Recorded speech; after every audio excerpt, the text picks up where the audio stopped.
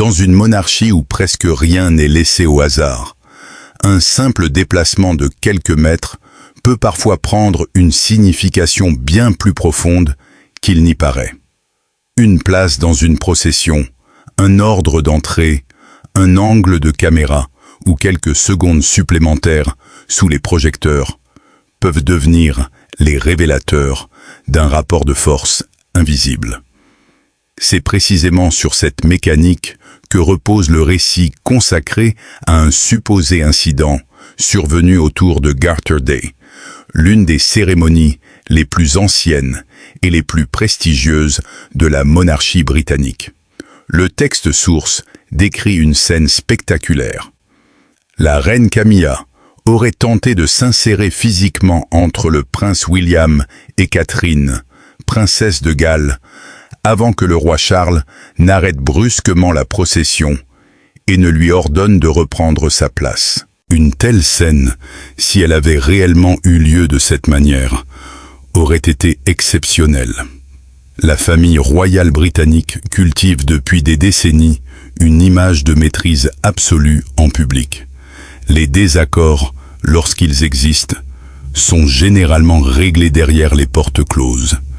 Les gestes sont contrôlés, les sourires étudiés et les déplacements répétés à l'avance. Une confrontation visible devant des centaines de journalistes et de caméras internationales constituerait donc une rupture spectaculaire avec cette culture de retenue. Mais avant même de chercher à comprendre ce que cette scène pourrait signifier, une prudence journalistique s'impose. Le document source présente de nombreux détails comme venant de sources internes, mais ne fournit pas d'éléments permettant de vérifier indépendamment les accusations les plus graves. Le lecteur doit donc distinguer le récit de sa possible véracité. Les scènes de confrontation, les motivations attribuées à Camilla ou les préparatifs secrets décrits dans le texte doivent être considérés comme des éléments narratifs, tant qu'aucune preuve solide ne vient les confirmer. Cette précaution étant posée, le récit reste particulièrement intéressant parce qu'il met en lumière une tension réelle dans toute monarchie héréditaire, celle qui oppose le pouvoir du présent à celui de l'avenir. Charles est roi, Camilla est reine, mais William est l'héritier direct du trône, et Catherine est appelée un jour à devenir reine à ses côtés. Autrement dit, le couple royal détient aujourd'hui l'autorité institutionnelle, tandis que William et Catherine concentrent une partie importante de l'attention tournée vers l'avenir de la monarchie. Cette différence est essentielle. Dans une institution où le symbole compte presque autant que la fonction, la visibilité devient une forme de pouvoir. C'est sur ce terrain que le texte situe le véritable conflit. Selon le récit, 12 jours avant la cérémonie, la famille royale aurait participé à une répétition privée à Windsor. Des écrans auraient été installés afin de vérifier les mouvements, les alignements et les angles de caméra. Camilla aurait alors observé avec insistance la manière dont Catherine apparaissait à l'image. Le document insiste sur un point. Catherine n'aurait rien fait pour attirer volontairement l'attention. Sa simple présence aurait suffi. C'est précisément cette idée qui nourrit la tension dramatique. Camilla aurait passé plusieurs décennies à conquérir une place au cœur de la monarchie. Elle a longtemps dû composer avec une forte hostilité publique, avec l'ombre de Diana et avec une image qui a mis des années à évoluer. Après tant d'efforts, elle a finalement obtenu le titre le plus prestigieux de sa vie. Mais le titre ne garantit pas nécessairement l'attention. Et c'est là que le récit devient presque psychologique. Selon le texte, Camilla aurait compris pendant la répétition que, malgré son statut, les caméras continuaient spontanément à chercher William et Catherine. Ce phénomène aurait réveillé chez elle une crainte profonde. celle d'être déjà reléguée à l'arrière-plan alors même qu'elle venait d'atteindre le sommet. Ce sentiment est présenté comme le moteur de sa décision suivante. Elle aurait demandé à son assistant de modifier la formation afin que Catherine soit placée plus loin derrière William, dans une zone moins favorable aux caméras. L'objectif supposé aurait été de recentrer l'attention sur Charles et Camilla. C'est à cet instant que William entrerait dans l'histoire. Toujours selon le document, il aurait entendu la demande et serait intervenu immédiatement. Il aurait refusé que sa femme soit déplacée et aurait rappelé que Catherine devait rester à ses côtés. Cette réaction est capitale dans la construction du récit. William n'apparaît pas simplement comme un mari vexé par une question de préséance. Il est présenté comme un héritier qui comprend que la place de Catherine possède une dimension politique. Catherine n'est pas seulement son épouse. Elle représente avec lui le prochain couple, appelé à incarner la couronne. La repousser dans une procession pourrait donc être interprétée comme une tentative de réduire symboliquement le rôle de la future reine. Voilà pourquoi une simple dispute de placement prend soudain l'apparence d'un conflit dynastique. Le récit oppose alors deux conceptions du pouvoir. Camilla chercherait à contrôler la scène. William chercherait à protéger une position qu'il considère comme légitime. Cette opposition est particulièrement efficace parce qu'elle transforme une querelle familiale en bataille de succession symbolique. Et le document va encore plus loin. Après la confrontation avec William, Camilla aurait décidé de ne pas abandonner son projet. Au lieu de revenir à la formation prévue, elle aurait préparé un autre plan de procession, dessiné à la main, avec un espace volontairement créé entre William et Catherine. Cet espace devait lui permettre de s'intercaler entre eux le jour de la cérémonie. C'est ici que l'histoire franchit une nouvelle étape. Il ne serait plus question d'un désaccord improvisé. Il s'agirait d'une opération préparée. Le texte raconte que l'assistant de Camilla aurait reçu l'ordre de remplacer le document officiel par cette version modifiée. Il aurait hésité, conscient du risque professionnel, avant de céder sous la pression. D'un point de vue journalistique, il faut ici redoubler de prudence. Une cérémonie royale de cette importance implique une organisation complexe, de nombreux responsables et plusieurs niveaux de validation. L'idée qu'un document essentiel puisse être remplacé presque clandestinement par une simple feuille manuscrite est une affirmation extraordinaire. Elle nécessiterait des preuves tout aussi extraordinaires. Le texte n'en fournit pas, mais sur le plan narratif, cette séquence joue un rôle fondamental. Elle transforme Camilla en actrice d'une stratégie secrète et prépare la métamorphose de William en adversaire méthodique. Car selon le récit, William n'aurait pas été pris au dépourvu. Il aurait prévu que la reine tente quelque chose après la répétition. La veille de la cérémonie, il aurait donc fait installer une caméra cachée dans la salle où étaient conservés les documents opérationnels. L'appareil aurait été dissimulé dans un objet décoratif et relié à une tablette sécurisée. Ainsi, lorsque l'assistant aurait remplacé le plan officiel, William aurait observé toute la scène. Cette séquence est probablement l'une des plus révélatrices de toute l'histoire. Elle ne présente plus William comme quelqu'un qui réagit. Elle le présente comme quelqu'un qui anticipe. Il soupçonne, il surveille, il recueille des preuves, puis il attend. Ce changement est essentiel, car il transforme le prince de Galles en figure de futur souverain, déjà capable de mener une bataille institutionnelle. Dans la logique du récit, William ne cherche plus seulement à protéger Catherine de l'humiliation. Il veut démontrer qu'une limite a été franchie. Et c'est cette limite qui donne tout son poids à la cérémonie à venir. Camilla croit qu'elle contrôle l'ordre de la procession. William croit qu'il contrôle désormais la preuve. Charles, lui, ne sait pas encore qu'il sera bientôt contraint de choisir publiquement entre son épouse et son héritier. Tout est donc en place. Le décor, les tensions, les documents, les caméras, les rivalités. Il ne manque plus qu'une étincelle. Et cette étincelle, selon le récit, surviendra devant St. George's Chapel, sous les yeux du public, lorsque ce qui aurait dû rester une bataille silencieuse de protocole éclatera soudainement au grand jour. Et c'est précisément au moment où tout semble avoir été préparé dans l'ombre que le récit bascule brutalement dans la lumière. Après les tensions de la répétition, la confrontation entre William et Camilla, puis le supposé remplacement du plan officiel de la procession, arrive enfin le jour de la cérémonie. Windsor est en pleine effervescence. Les rues populaires sont bordées de spectateurs, les drapeaux flottent, les invités prennent place, et les caméras des chaînes internationales sont braquées sur les membres de la famille royale.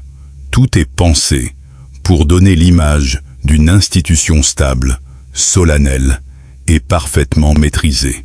Pourtant, selon le texte source, derrière cette façade impeccable, chacun des protagonistes entrerait dans la procession avec une intention très différente.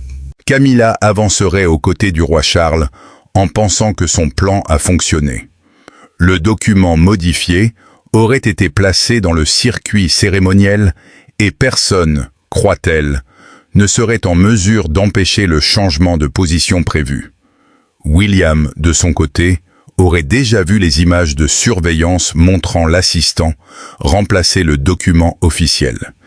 Il saurait donc exactement ce qui a été tenté. Catherine, elle, serait présentée comme celle qui ignore encore l'étendue de la manœuvre et se contente de suivre le protocole prévu. Cette différence d'information crée toute la tension de la scène. Selon le récit, lorsque la procession atteint la zone centrale devant St. George's Chapel, Camilla accélérerait légèrement son pas. Le geste paraît minime, presque invisible pour un spectateur ordinaire.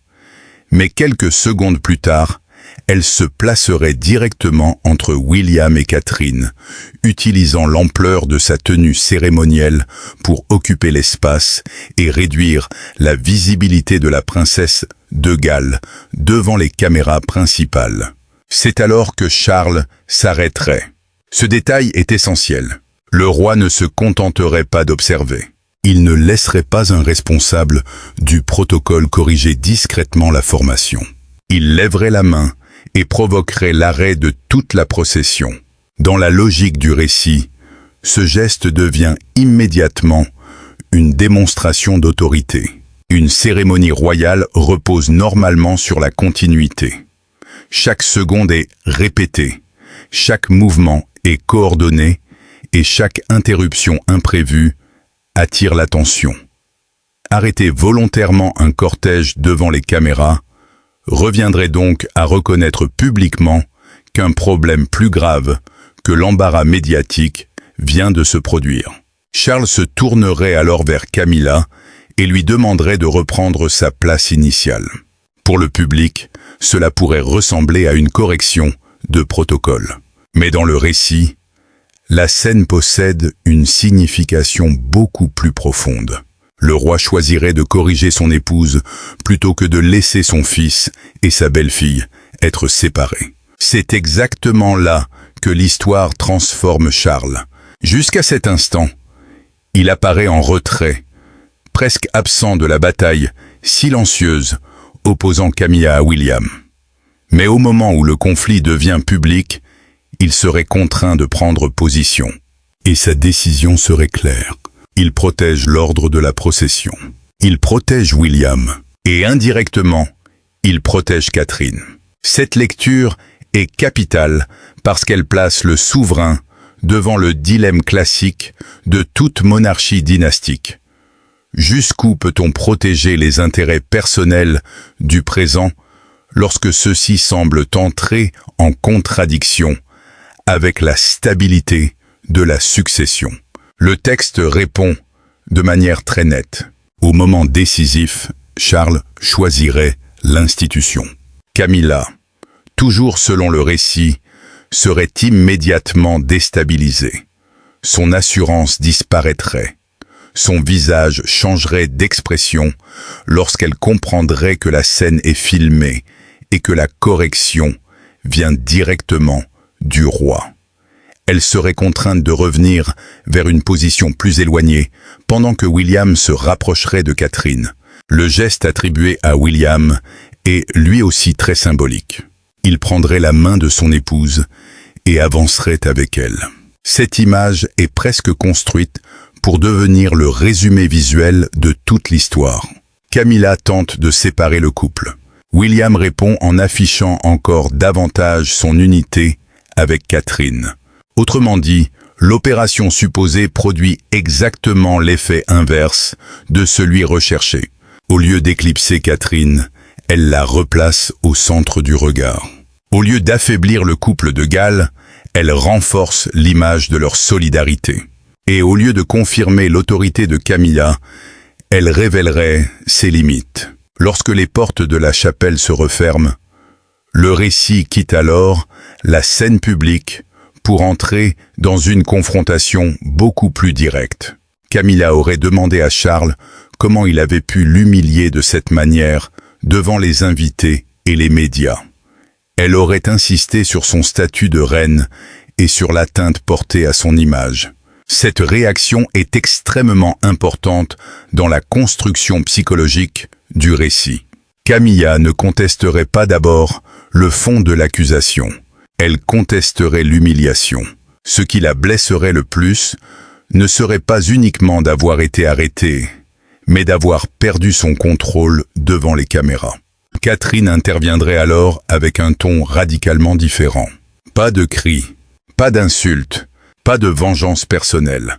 Elle lui ferait simplement remarquer que le problème venait du fait d'avoir tenté de créer une séparation visible entre un mari et son épouse au cours d'un événement public. Cette opposition entre les deux femmes structure tout le chapitre. Camilla est associée à l'émotion, à l'impulsion et à la volonté de contrôler. Catherine est associée à la retenue, au calme et à la légitimité. Il s'agit évidemment d'une construction narrative et non d'une preuve sur leur personnalité réelle. Mais elle permet au texte de transmettre un message extrêmement clair. Celle qui cherche le pouvoir par la force finit par le perdre, tandis que celle qui reste calme semble naturellement renforcée. Puis arrive le moment des prétendues preuves. Selon le document, William aurait déposé sur une table une tablette montrant les images de surveillance de l'assistant, remplaçant le plan officiel. Il aurait également présenté la version manuscrite du document, supposément récupérée après le début de la cérémonie. Cette séquence transforme la confrontation familiale en quasi-procès. Camilla ne se retrouverait plus face à une accusation abstraite. Elle se retrouverait face à des objets supposés démontrer la préparation de la manœuvre. Le récit organise alors la scène autour de 3 éléments. Le plan falsifié représente l'intention, la vidéo représente l'exécution, et l'intervention de Charles représente la sanction. C'est une mécanique narrative extrêmement efficace, parce qu'elle donne l'impression que chaque étape a été anticipée. William ne gagne pas par colère. Il gagne par préparation. Camilla ne perd pas seulement parce qu'elle a été confrontée. Elle perd parce que sa propre action aurait laissé des traces. Le texte attribue ensuite à Charles un rôle encore plus décisif. Le roi aurait présenté un décret préparé à l'avance, après avoir été informé des preuves découvertes par William. Encore une fois, rien dans le document ne permet de considérer l'existence de ce décret comme vérifié. Mais dans l'architecture du récit, sa fonction est évidente. Il signifie que Charles n'agit pas uniquement sous le coup de la colère. Il aurait déjà choisi son camp. Et ce détail change tout. S'il avait improvisé une sanction après la cérémonie, on pourrait parler d'une réaction émotionnelle. Mais si le décret avait été signé auparavant, alors le texte présente Charles comme quelqu'un ayant préparé une réponse institutionnelle. Camilla aurait donc pensé entrer dans la procession avec l'avantage. En réalité, selon cette narration, elle serait entrée dans un scénario dont William et Charles connaissaient déjà les contours. C'est ce retournement qui produit l'humiliation maximale. Elle croit manipuler la scène. Mais la scène aurait déjà été transformée en piège. Les sanctions décrites ensuite sont particulièrement spectaculaires. Le récit affirme que certains privilèges cérémoniels auraient été retirés, que son emploi du temps aurait été limité et que plusieurs apparitions aux côtés de la génération suivante auraient été supprimées. Il est également question du retrait d'une clé symbolique de Windsor et de l'éloignement de l'assistant impliqué dans la modification du document. Ces affirmations doivent être considérées avec une très grande prudence en l'absence de confirmation indépendante. Mais sur le plan symbolique, elles suivent toutes la même logique. Camilla aurait tenté de contrôler l'accès au centre de la scène. Elle perdrait alors l'accès à certains espaces du pouvoir. Elle aurait voulu diminuer Catherine. Catherine se retrouverait renforcée. Elle aurait voulu utiliser le protocole. Le protocole deviendrait l'instrument de sa sanction. C'est précisément cette inversion qui donne au récit sa cohérence dramatique. Et surtout, elle ouvre une question beaucoup plus importante. Car après cette confrontation, le problème ne serait plus seulement de savoir qui a tenté de modifier une procession. Il serait de comprendre ce que cette crise révèle de la place réelle de Camilla face à William et Catherine. Si le récit était exact, le moment de Garter Day ne représenterait pas simplement l'échec d'une manœuvre. Il marquerait un déplacement du centre de gravité familial. Charles resterait roi. Camilla resterait reine, mais William et Catherine apparaîtraient comme le couple autour duquel l'avenir de l'institution commence déjà à s'organiser. Et c'est précisément à partir de ce déplacement silencieux du pouvoir symbolique que l'histoire prend une dimension beaucoup plus vaste. Car si l'on retire les éléments les plus spectaculaires du récit, le plan manuscrit, la caméra cachée, la confrontation privée, les décrets secrets et les sanctions attribuées à Charles, il reste une question essentielle. Qui représente réellement l'avenir de la monarchie britannique? Et comment cette transition se construit-elle sous les yeux du public? Le premier point à comprendre est simple. Charles est le souverain actuel. Camilla est reine. Leur position institutionnelle est donc incontestable. Mais William est l'héritier direct du trône, et Catherine est appelée à occuper un jour une place encore plus importante à ses côtés. Cela signifie qu'au sein même de la monarchie, deux temporalités coexistent en permanence. Le présent appartient au roi. L'avenir appartient à son héritier. Et entre les deux, il existe nécessairement une zone de tension. Pas forcément une guerre, pas forcément une rivalité ouverte, mais une tension structurelle. Toute monarchie héréditaire doit résoudre le même problème. Comment renforcer le futur souverain sans donner l'impression que le souverain actuel appartient déjà au passé? C'est précisément cette contradiction que le récit autour de Garter Day transforme en drame familial. Camilla y apparaît comme une figure qui aurait atteint le sommet de la hiérarchie après des décennies de controverses, d'attentes et de réhabilitation publique. Mais au moment même où elle obtient enfin la position qu'elle a longtemps cherchée, elle serait confrontée à une réalité impossible à contrôler. Le public regarde déjà vers la génération suivante. William et Catherine n'ont pas besoin d'occuper le trône pour représenter la continuité. Il l'incarne déjà. Et cette différence est fondamentale. Le pouvoir royal ne se mesure pas uniquement à un titre officiel.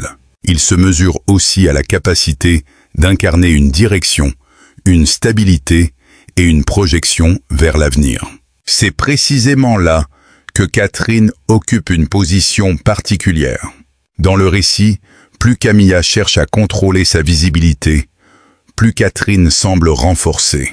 Plus Camilla tente de modifier l'espace, plus Catherine apparaît comme quelqu'un qui n'a même pas besoin de réclamer une place. Cette opposition est très efficace sur le plan narratif.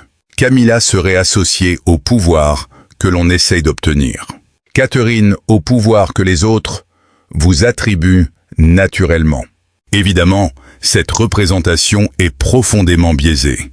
Le texte construit très clairement Camilla comme l'antagoniste et Catherine comme la figure de calme et de légitimité.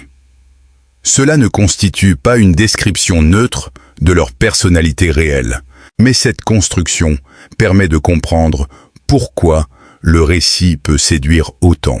Il répond à une attente déjà présente chez une partie du public, celle de voir William et Catherine apparaître comme les figures centrales de la prochaine étape de la monarchie. Le rôle de William est encore plus révélateur. Selon le texte, il ne se contente pas de défendre son épouse.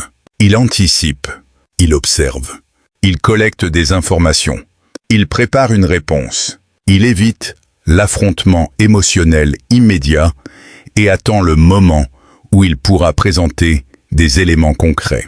Là encore, il faut rappeler que ces détails ne sont pas établis comme des faits. Mais dans la logique interne du récit, William est clairement transformé en futur roi. Il n'est plus simplement le fils de Charles, il devient un homme qui résonne déjà en termes de protection institutionnelle. Cette transformation est essentielle parce qu'elle construit progressivement une image de succession. William ne cherche pas seulement à gagner une dispute. Il protège ce que le récit présente comme le futur équilibre de la monarchie. Catherine est au centre de cet équilibre, et leurs enfants le prolongent. Ainsi, lorsqu'une attaque symbolique vise Catherine, le texte invite le lecteur à ne pas y voir uniquement une question personnelle.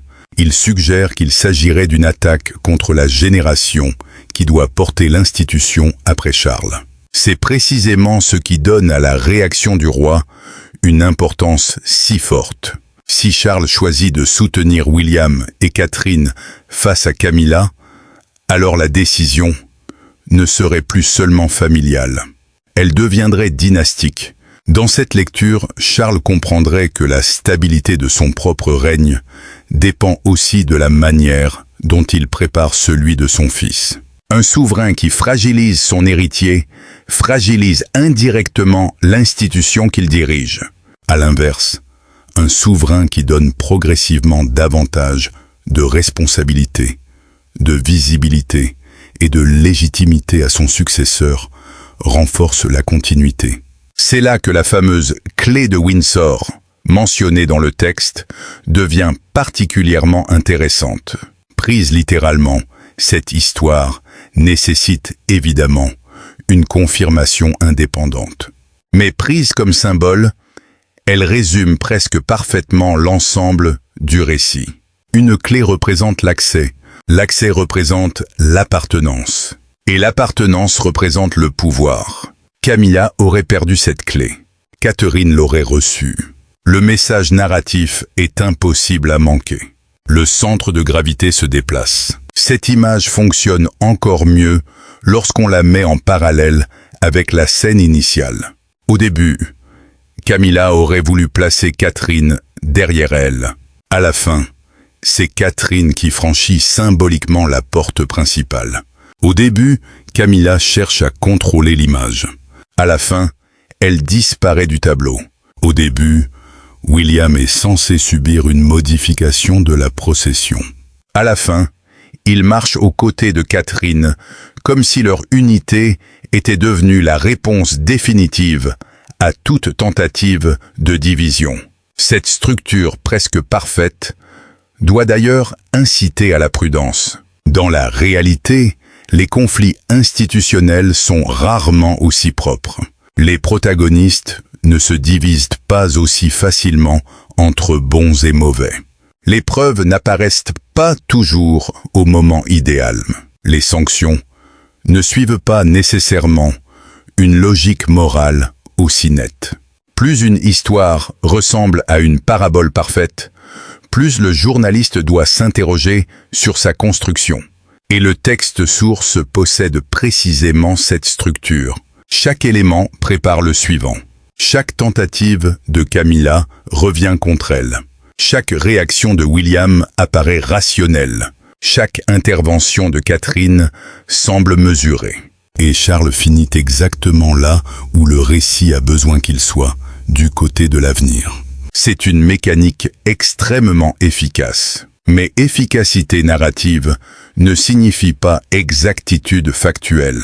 Cette distinction est importante parce que le texte attribue également à Camilla des motivations très précises. Peur d'être éclipsée, sentiment de perdre son influence, frustration devant l'attention accordée à Catherine. Or, une motivation intérieure est extrêmement difficile à établir sans témoignage direct. Il est possible d'analyser ce que le récit veut nous faire croire.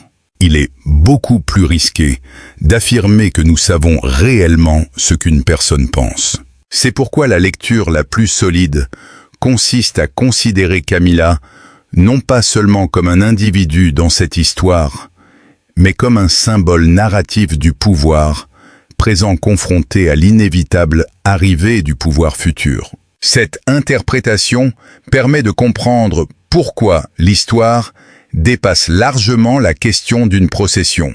Elle parle du temps, du vieillissement d'un règne, de la succession, de l'image, et surtout du phénomène par lequel le public commence parfois à considérer un héritier comme une figure centrale, bien avant qu'il ne monte réellement sur le trône.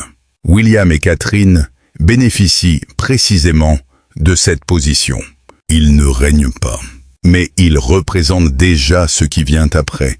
Dans une institution aussi attachée à la continuité, cette capacité de projection est extraordinairement importante. C'est probablement pour cette raison que toute histoire opposant Camilla à Catherine prend immédiatement une ampleur disproportionnée. Le public ne voit pas seulement deux femmes, il voit deux étapes de l'histoire royale. Une étape liée au règne actuel, une autre liée au prochain. Et c'est là que le récit trouve son véritable moteur émotionnel. La question n'est plus « Camilla a-t-elle voulu changer une position dans une procession ?» La véritable question devient « La monarchie est-elle déjà en train de transférer son capital symbolique vers William et Catherine ?» Dans cette perspective, la réponse semble beaucoup moins spectaculaire, mais beaucoup plus profonde. Le transfert ne se fait probablement pas par un décret soudain. Il se fait progressivement, par les responsabilités, par les apparitions publiques, par les cérémonies, par les réactions du public, par la manière dont les médias choisissent leurs images, et surtout par l'évidence institutionnelle de la succession. Charles restera le centre officiel tant qu'il sera souverain. Camilla continuera d'occuper sa place à ses côtés. Mais parallèlement, William et Catherine continueront mécaniquement à gagner en poids. Non pas nécessairement parce qu'ils cherchent à remplacer quelqu'un, mais simplement parce que le système lui-même les conduit vers cette position. Et c'est peut-être là que le récit de Garterday devient finalement le plus intéressant. Il n'a pas besoin d'être entièrement vrai dans tous ses détails pour révéler une réalité politique plus large. La monarchie britannique est engagée dans une transition générationnelle. Chaque apparition commune entre Charles, Camilla, William et Catherine contient déjà une question silencieuse sur le présent et l'avenir. Chaque geste est interprété. Chaque placement est commenté. Chaque regard peut devenir un symbole. C'est le prix d'une institution dans laquelle la famille et l'État se superposent en permanence. Ainsi, si l'on doit tirer une conclusion de toute cette histoire, elle ne devrait peut-être pas être que Camilla aurait perdu et que Catherine aurait gagné. Ce serait trop simple. La conclusion la plus pertinente est ailleurs. Le temps travaille déjà pour William et Catherine. Camilla peut posséder aujourd'hui un titre plus élevé. Charles peut posséder l'autorité suprême, mais la succession possède sa propre force. Et cette force avance sans bruit. Elle n'a pas besoin de confrontation. Elle n'a pas besoin de piège. Elle n'a même pas besoin de victoire publique. Elle a simplement besoin de temps. C'est peut-être cela, finalement, que raconte le mieux cette histoire. Dans une monarchie héréditaire, les batailles les plus importantes ne se gagnent pas toujours dans les palais. Certaines sont déjà décidées par l'avenir. Et c'est peut-être ainsi qu'il faut comprendre cette histoire. Non pas seulement comme une confrontation supposée entre Camilla et Catherine, mais comme le reflet d'une monarchie qui avance inexorablement vers une nouvelle génération. Derrière les récits de protocole, de rivalité et de pouvoir, une réalité demeure. William et Catherine occupent une place de plus en plus centrale dans l'imaginaire du public, tandis que Charles et Camilla incarnent le règne actuel. Les détails les plus spectaculaires de cette affaire restent à considérer avec prudence lorsqu'ils ne sont pas confirmés. Mais la question de fond, elle, est bien réelle. Comment la couronne prépare-t-elle son avenir, sans fragiliser son présent? Une chose est certaine, chaque apparition, chaque geste et chaque décision continueront d'être observées avec une attention extrême. Si vous souhaitez suivre nos prochaines analyses sur les coulisses de la famille royale, les tensions au palais et les évolutions qui pourraient façonner l'avenir de la monarchie britannique, abonnez-vous dès maintenant à la chaîne, activez la cloche de notification et partagez cette vidéo. Et surtout, dites-nous en commentaire, selon vous, William et Catherine sont-ils déjà devenus le véritable centre symbolique de la monarchie?